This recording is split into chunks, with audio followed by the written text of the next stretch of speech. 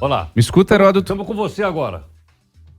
Maravilha. Bom dia, Heródoto Barbeiro, mais uma vez. Bom dia, Ana. Bom dia aos nossos ouvintes. Nós estamos aqui nos estúdios da Nova Brasil FM em Brasília, recebendo o ministro do Desenvolvimento Agrário, Paulo Teixeira, que gentilmente atendeu ao nosso pedido e veio aqui aos nossos estúdios. Ministro, muito bom dia. Eu queria começar te perguntando, muita gente talvez ainda não consiga entender o que faz o Ministério da Agricultura e o Ministério do Desenvolvimento Agrário. Queria pedir para o senhor explicar isso para a nossa audiência e aí aproveito para lhe perguntar qual é a prioridade do senhor à frente dessa pasta do desenvolvimento agrário. Obrigado pela pergunta, Diego. O Ministério da Agricultura, ele cuida da grande propriedade agrícola, daquela propriedade agrícola que hoje no Brasil ela tem uma grande produtividade, ela é muito voltada para a produção de grãos associados à produção de alimentos no Brasil, mas também para a exportação. A agricultura familiar, ela é responsável pela produção, ela tem uma grande responsabilidade na produção de alimentos, né? Cuida do tema, veja, produção de arroz, produção de feijão, mesmo nessa área de carne, né? Aves, porcos, né? O leite tem muito da produção da agricultura familiar, frutas, legumes, verduras, ovos. Então você tem uma agricultura familiar que tem uma vocação muito mais para a área de alimentos, e o que nos separa é o tamanho da propriedade. A agricultura familiar são até 4 módulos agrícolas e tem diferentes módulos no Brasil, e daí para cima é a agricultura empresarial que o MAPA cuida. Muito bem. Mauro Talhaferri tem uma pergunta para o senhor ministro direto de São Paulo.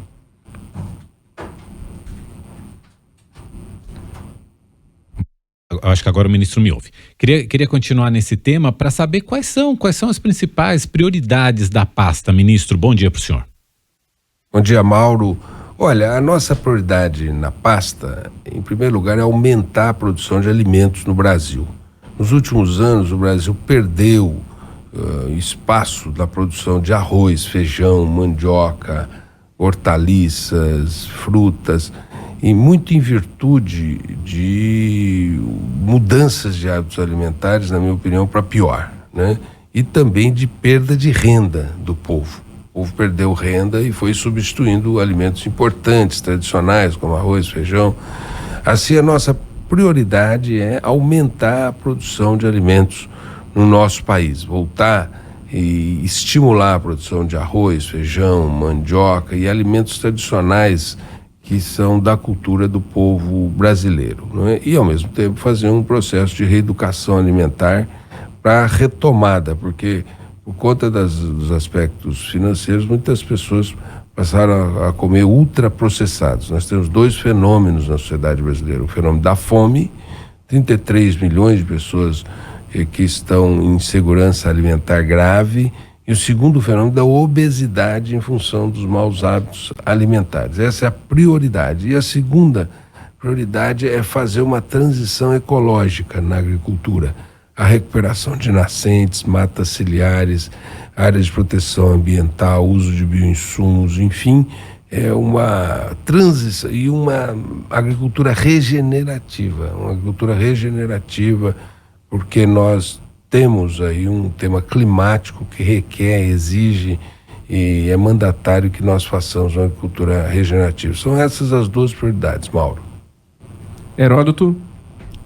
Ministro Paulo Teixeira, ministro, a gente tem divulgado uma reação fortíssima por parte do agronegócio contra a expressão reforma agrária. Parece que estão em 2 campos absolutamente antagônicos. É possível conciliar isso? Não é? Por que o agronegócio reage tanto contra qualquer iniciativa de reforma agrária no país?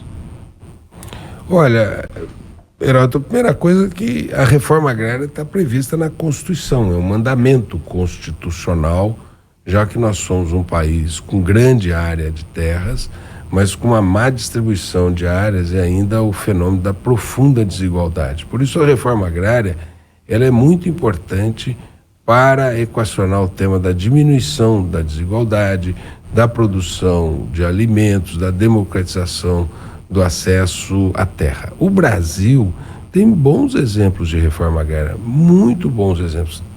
Em toda a sua história, você que é professor, Heródoto, olha, os italianos que vieram para cá foram bem-sucedidos, eles vieram muito empobrecidos e aqui se deram muito bem em programas de reforma agrária, de assentamentos. Os japoneses, os alemães, os poloneses, enfim, o Brasil tem experiências e já tem muitas experiências positivas de reforma agrária feitas com brasileiros ao longo da história. Hoje tem muitas cooperativas muito evoluídas, cooperativa de leite que produz iogurte, queijo, produz sucos, enfim, tem uma gama de bem-sucedidas cooperativas no Brasil. Então a reforma agrária é uma medida necessária e, evidentemente, tudo será feito conforme os parâmetros constitucionais, né? Respeito à propriedade, você tem que fazer diante de um rito constitucional, legal, tem que pagar, indenizar aquele proprietário que eventualmente perdeu a sua terra porque é improdutiva para a reforma agrária. Enfim, eu acho que esse programa ainda é muito importante para um país tão desigual como o nosso e que perdeu nesses últimos anos espaço na produção de alimentos. 7h44. Agora você está na Nova Brasil FM. Nós estamos entrevistando ao vivo o ministro do Desenvolvimento Agrário, Paulo Teixeira. Ministro, ainda pegando como gancho a pergunta do Heródoto, como que está a relação do governo e, mais especificamente, do Ministério do senhor com a bancada do agronegócio, chamada bancada do boi, assim conhecida lá na Câmara dos Deputados? A gente sabe que muitos desses parlamentares são aliados do ex-presidente Bolsonaro, derrotado pelo presidente Lula na eleição de 2022, e há aí uma disputa velada do agro se colocando como se fosse uma bandeira bolsonarista dentro desse debate público. E a bancada do agro é uma bancada significativa dentro da Câmara dos Deputados, sobretudo. Como que o senhor e o governo têm trabalhado essa relação com esses parlamentares, por gentileza? Digo, a nossa relação é muito boa. Eu estive na posse do presidente da Frente Parlamentar do Agro, Pedro Lupion. Eu atendo regularmente parlamentares do agro, sejam eles deputados, deputadas, senadores e senadoras, e o presidente Lula tem um enorme carinho pelo agro, né? Ele que repactuou em 2008 as dívidas do agro num volume muito importante que eu acho que estabilizou o agro no Brasil. Ele também que lançou o Moderna Frota, que hoje faz com que essas máquinas muito modernas estejam, colheitadeiras, plantadeiras, estejam funcionando no Brasil, né? E nós temos pelo agro o maior carinho e recebemos muito bem. O tema eleitoral já passou. Nós não podemos nos fixar nas eleições, porque as eleições já passaram. O que nós temos agora é que fortalecer o Brasil, não é isso? O Brasil tem essa missão de alimentar o mundo e alimentar os seus filhos e filhas, né? E ao mesmo tempo é possível criar uma agroindústria importante no campo brasileiro, de processamento dos produtos do campo, e também o campo requer muita tecnologia, máquina que gera desenvolvimento nas cidades, né? Tratores, colheitadeiras, todo tipo de equipamentos que vão ser produzidos na indústria metalúrgica, gerando emprego. Por isso a nossa relação com o agro é a melhor possível. Mauro?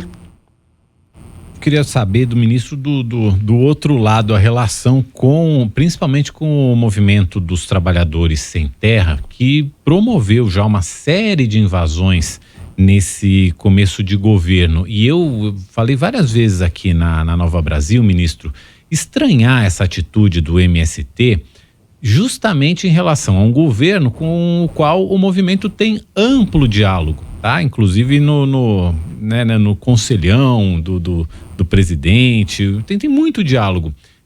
Como é que o senhor vê essa questão das invasões, como contê-las, e principalmente o senhor estranha esse tipo de movimento justamente no momento em que um governo que dá acesso a esses movimentos de diálogo acontecerem?